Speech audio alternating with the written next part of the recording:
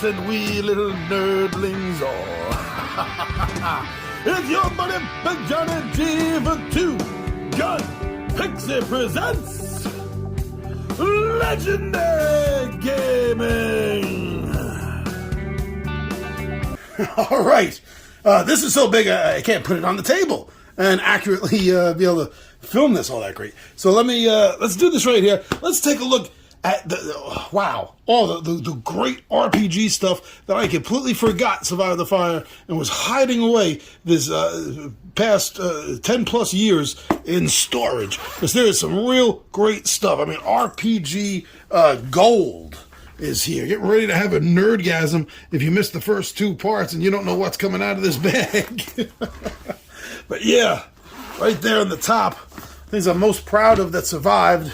Yeah, the West End Games D6 Star Wars role-playing game. I don't remember that there was a screen. I don't remember having a screen anyway. Actually, all I remember is these two books. Maybe there was an Imperial book I kind of had. I kind of have a memory of like Vader and maybe a couple of Imperial guards flanking him. But yeah, otherwise, this game was so popular that it was recently reissued, of all things, and I was thinking about picking it up. But here we go. This is the 10-year anniversary RPG books. And what's really cool, and my buddies are really gonna flip out when they see this. But look, we got sheets of NPCs, but more importantly, we got characters. Yeah, that does say that. Yeah, you're reading that correctly. You can play anything in the game. I told that to my buddy Tim, and he was like, well, could I be an intergalactic drug dealer that, like the smugglers has a change of heart and is now working for I said, okay, sure, let's do it. The templates, you could create really anything. There's a failed Jedi character. I don't even have a name on this one. Zeke playing a bounty hunter. What else we got here? These are some really great old characters here, huh? Captain Belgar, a pirate, scourge of the Empire. Oh, rebel pilot. Is there any name on this? Player name. There's no player name on this. I know that's not my handwriting. Yeah, 36 hit points. That's good. There's Tim's drug dealer again. Meldrone, a merc, played by Rob. This is how long Rob's been playing with me. I'm telling you, Rob, the D&D group has been playing with me since we were kids. Oh, wow, Roger. I haven't thought about that cat in a long time. An alien student of the Force named Flip. No name on this one. A Royal Imperial Stormtroop turncoat.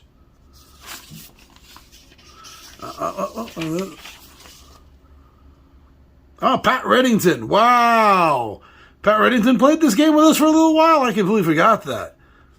So he had a robot bounty hunter named 13KL666. Another Pat. I know Grenville there playing Wolfgar the Scout. He used that name in a lot of games. I think that's the same name he used for his werewolf character in Werewolf the Apocalypse. And here's a character for me, Grendel the Merc. That was a really original name, huh? Grendel. Wow, this is... Can't wait to show everyone that their old character sheets are still here. How fun is that? How fun is that? Oh, these are so worth it. These are great. I'm so glad these got saved. Not that I have a Steve Jackson game saved, but if I do dig one up or buy one, I have a whole book of GURPS character sheet. You know, GURPS is Generic Universal Role-Playing System. Steve Jackson games, which are also very popular nowadays with the board gaming stuff, they had, how much was this at the time? This was $6.95 back in 1989. Back in 1989, it cost you $7 to get 60 double-sided character sheets. Look at that. There's some notes here about something. Oh, must have been setting up to play a futuristic game based on these notes. So these are a timeline. According to my timeline for this game, by the year 2800, we're going to have limitless power. Limitless powers of the mind will be discovered. Yeah. And look at that, by 2136, cancer will be cured. VD, however, is going to wait until 2201. Wow. Oh. Prophecy of the Dragons, Wheel of Time. I don't think... Oh, yeah, I did. I think the core book did survive. I think I got that in the shelf. That we never played this. Some Dark Side... Oh, hold on. This. Okay, so we got something that's... Artificer Infusion List. Oh, this is like a... Wow, it's all the water damage from the fire department. Doing their excellent job. Most excellent job. An Artificer. Magic. But what book is this from? Or is this a download? They did a lot of downloads when 3rd edition 3.5 came out. Oh, Evil Bob! Character named Reaper, Pirate Man of Will. Oh, this is a D&D sheet, but this is for Swashbuckling Adventures. This is for Swashbuckling Adventures here. Dargo Vandalf, a Wanderer Swashbuckler. Oh, yeah, this is all our... Okay, that's what's in here. Interesting. I don't know what's going to be kept, but we'll see. Oh, I thought I had all of my Mutants and Mastermind stuff, and when I came home after the dig through the storage space, I discovered that this was not in the collection. This whole time I thought I had everything of the 2nd edition, my favorite edition of Mutants and Masterminds, and here was this annual that never got returned into the collection. I'm glad I didn't spend money on it, because I had it. Yeah, the Dark Sun stuff. So I have the rules, it looks like. Wanderer's Journal, the rule book, unless it was a player book I'm missing. I'll have to take a look at that. Then, and I even have an adventure for Dark Sun. Ooh, player aid cards, this is. Player aid cards. Oh, okay. So he did the adventures in these Spiral books, too. Dark Sun was an interesting fantasy campaign setting. Magic had destroyed the... Well, let me rephrase that. Arcane magic had really destroyed the lands. Just left them barren. Literally, a desert world. So magic was not allowed. Arcane magic was hunted down. It was frowned upon. Psionics. Psionics was very big in this world. Introduced the mule, the half-dwarf, and the half-giant. Were introduced. The Thri-Kryn, I think, might have also been introduced here with this system. Okay. Let's see what else I can barely keep in focus here. Leaves from the End of the Last Home. Oh, yeah. Dragonlance stuff. This is cool. So this is a collection. Creation of the World Stories, Timeline of Kryn, story about the companions and how they met, thing on the races, artifacts. This is a nice, very nice source book to have if you're playing a Dragonlance campaign. Currently we are not. That doesn't mean that we won't. Wow, tell me, this would be a great miniature. Wow, can you imagine this in a miniature form? Not just a miniature form, but like one you can interact with, you can take the roofs off and oh, that would be so awesome. Oh. Okay, let me see. And it still said that we spent money on getting a new one of these. But hey, if there's 2 spellcasters in the party now. What's this one? Oh, this is all just character standees and stuff. Okay, for the Marvel. Nice, Day of the Octopus. Manual of Mysticism. This will be nice to add to the collection. Back to the collection. 3rd edition. Oh, wait. So what's this? This is, what's this? What? Fire from a Scattergun. Oh, this is Boot Hill. This is Boot Hill. Yeah. 1979. You want to play a cowboy game in the Old West, this was the way to go back in the 70s and 80s for RPGs. Nothing beat Boot Hill. Wow, it was harsh. I remember it was the first non-fantasy RPG game I ever played, and the ability to not get healed just, wow, it just took the game up to a whole new strategy level. Yeah, that's awesome. Okay, pulling things out. Let me start organizing them a little bit. Keep D&D stuff. What's this? What is this? I've been trying to figure that out since I saw this yesterday at the storage area. So this is upside down. This says Miracle Warriors. Does that mean anything to my fellow nerdy gamers out there? Seal of the Dark Land. Land or load? Looks like load. I don't know what game this is for. Well, Miracle Warriors. Yeah, I know I said that. But otherwise, I have no memory of this whatsoever. Huh. Okay. Interesting. Now we get to some 3-point stuff. Some 3-point stuff. Oh, some more characters. I especially love it when I see something that's not in my handwriting. Granny. This was Past Brother Steve. Playing a dwarf. Angatir Tugar. Got a good dwarf. Bard Thief. No player name here, but that's not my handwriting. A human. Human cleric. Okay. No name here. I don't know what the hell this is. This is interesting. On the character sheet. Skull of Nural. 4th level necromancer. Seth Menthanis. I'll call him Melanthius instead. I don't recognize the handwriting. It's not mine. So this is one of the player's characters. Huh. Interesting. Interesting. So I got the D&D stuff over here. Okay. So, yeah. This is Steve's DM's guide. Granny, 3 points stuff. I mean, at this point, I would play 3.5, obviously. But 3, 3, 5, they're kind of interchangeable, kind of. There's a few rules differences. Yes, I know. But they are highly compatible together. Oh, first edition Monster Manual. Look at not bad condition either, huh? Not bad condition. Where's the Sylph? If I remember correctly. Oh, these pages are in nice condition. They still really are. Let's hold this page for something.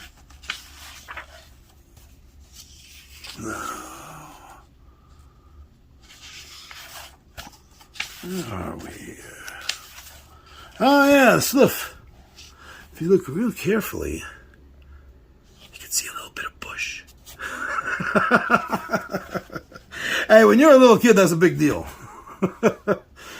Wow. Yeah, I saw they have miniatures now based on the drawings in the first edition Monster Manual. I think that is so cool that they're doing that now. Oh, here's some more Darkstone stuff. Is this a game? Yeah, for 4 to 6 beginning characters. It's a Ravenloft character. Oh, a half-elf gladiator that got stuck in Ravenloft. That's scary. Hanover Fist. I still use variations of him. Usually a bodyguard for a con man. Thomas the Magnificent. Oh, what's this? Oh, this is a blast from the past right here. You gotta take a look at this, huh? Dungeons and Dragons. All the stuff that was available. Oh, the board game. The Dungeons and Dragons board game, kind of based on the the 3rd edition rules. Like basic. I think that's what I remember it being, like basic. Dark Sun stuff. Open Sesame. Spelljammers. Ravenloft. This is great. You feeling this? Second edition. So I got most of this on the shelf. Trivia game. I don't think I ever had the AD&D trivia game. I see that Trivial Pursuit has a new Dungeons and Dragons version, by the way. Dragonlance, Forgotten Realms. I love these catalogs from the past. Seeing everything that we wanted. Oh, the Buck Rogers game. I got that on the shelf. I got that. Very cool. All the Marvel stuff, all the Greyhawk, of course. I got swamped with that stuff. Love being swamped by that stuff. All right. More Dark Sun. Maybe this is a calling. Maybe I should run a quick one-off Dark Sun adventure. Okay, so for a third edition box set, that's what this is from, this rule book. What else we got? Oh. Congratulations, new member. Actually, I was a returning member. You have joined the premier role-playing organization in the world. Now is a great time you have joined. We've released a third edition of Dungeons & Dragons. Also, we have launched the largest shared world campaign of Living Greyhawk. It is only playable through the RPGA. You know, there's a lot of RPGA cats nowadays that newer cats. You know, kids that are under 40, some definitely all under 30. That I've spoken to over the years, and they have no idea of this whole living campaign system and how they used the players to help grow not only Greyhawk but also later Forgotten Realms. Things that you did, things that you could go on adventures, and it would matter.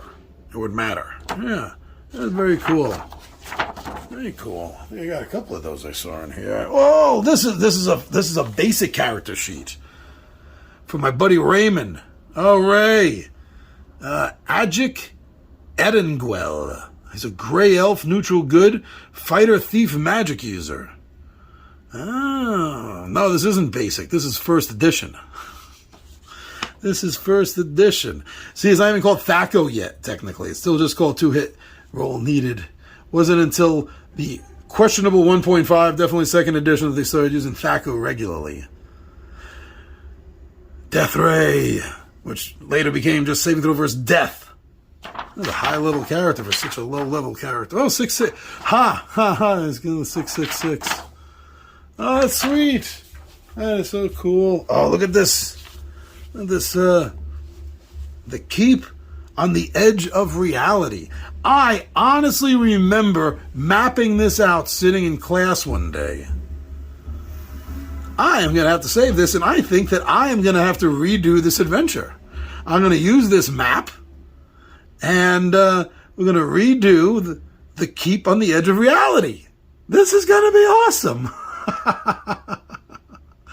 I got all my little notes here: the mirror, open pit, closed pit, net trap.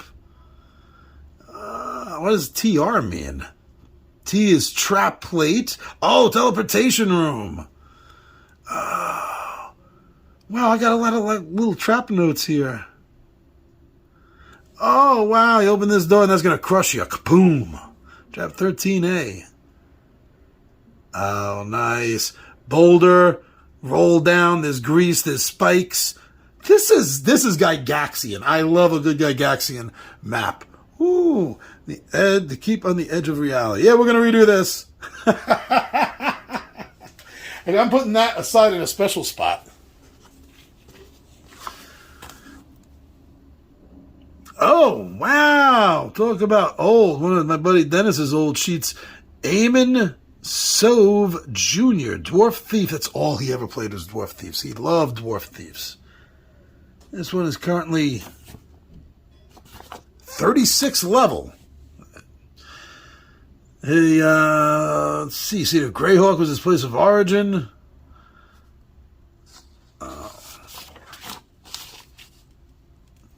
Now, I'm not the only one that had tiny psychotic handwriting. Problem is, I kept mine. Most everyone else grew out of it.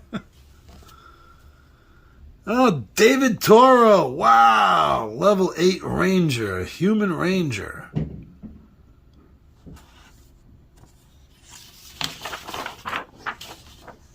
Raymond Karst. This is his cousin, Raymond Karst. Evren Kroon. Fighter magic user. Human. 8th and 7th level. Wow, isn't finding old character sheets amazing? RPG membership handbook. And things like this tell you all about the living campaigns and how certain adventures that you, the players, play are going to make a lasting effect in the world.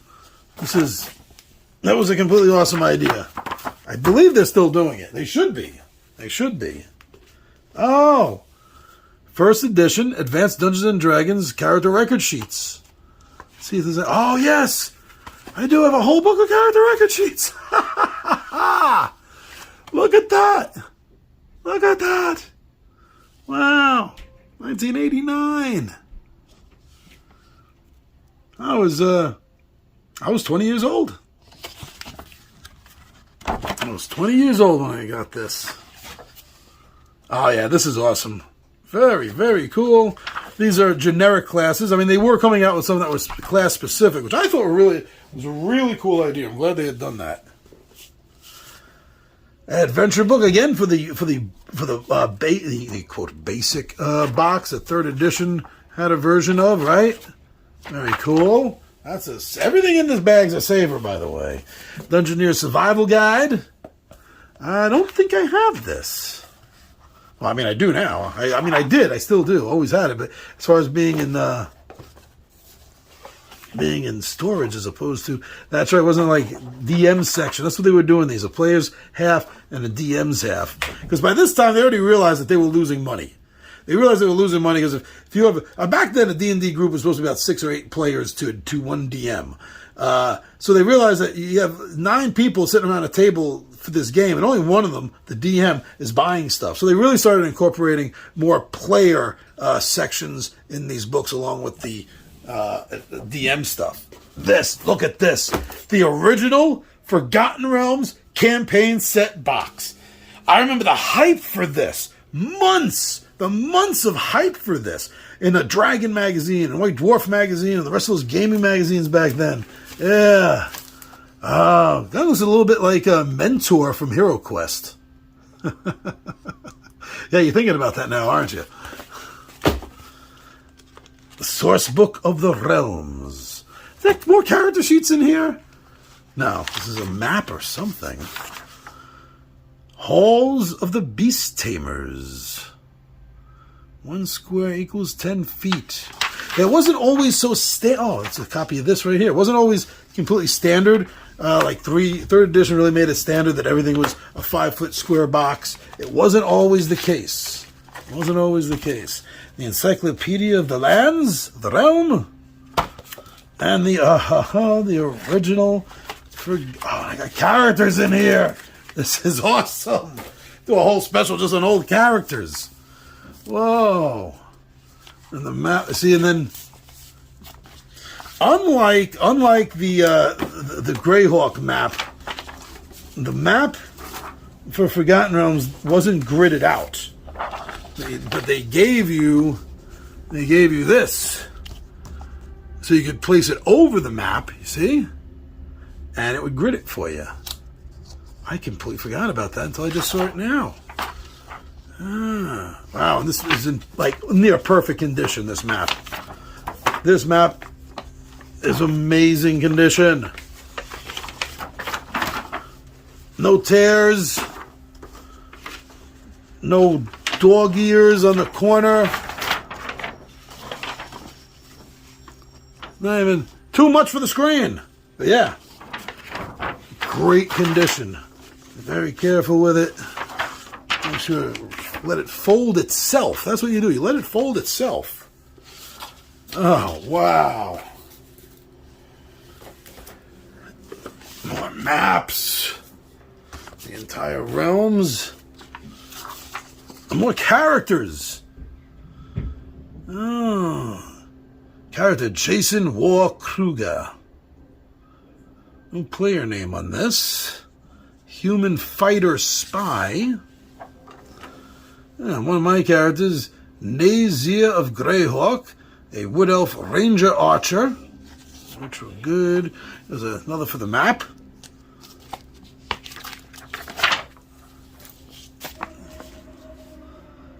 Halgrim of Greyhawk, a half elf, half human duelist.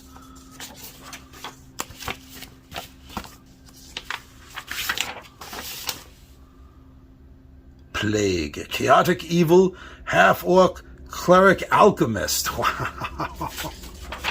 Those are his spells. Eichel, which is the elf word for answer, or answerer, I call. Chaotic Evil, Wild Elf, Swashbuckler, Kensei. Delving into some of the Oriental Adventure stuff there. Chaotic, wow, well, this must have been a whole Chaotic Evil team we had put together. Chaotic Evil, Druid Warrior Drow, named Famine. Oh, this is like the Four Horsemen. I wonder if these are NPCs. 6th level spells. Death, Chaotic Evil Asia. What is that class? Something Mystic and Necromancer. Wizard? Mystic and Necromancer? Witch? I'm not sure. Oh, weird. And Taddy's Samhain the Magician. A charlatan! That was from Dragon Magazine. That was an NPC class from Dragon Magazine. Ganrag Distaliag. An illusionist. Ooh, a deep elf. A deep gnome, I mean. Mountain Dwarf Thief. That must be Dennis's character. Sir Goth Morningstar, a paladin. That name is really familiar. Is this one of Pat's characters? Sir Garth. Kato Mo Kwayandan. Yakuza. A ninja elf. Yeah, we're definitely into the Oriental Adventure stuff here. Magic user illusionist, half-elf named Talik. 12th level in each. Wow. Wow. This is, again, an archaeological party to make a dig through these old character sheets. Okay. And like we're only like halfway through this. Oh, not really. This is a big box. The original Planescape. The original Planescape, everything is still in here that this box comes with. And I know characters, we never really delved into this too much. But the original Planescape, that's awesome.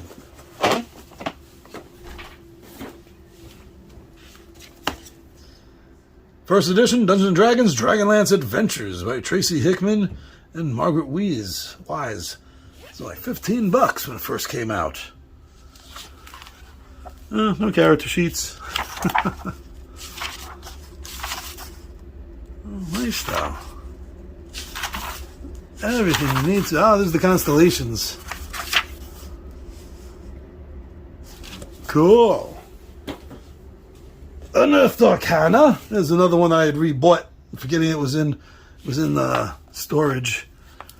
This is the beginning of 1.5.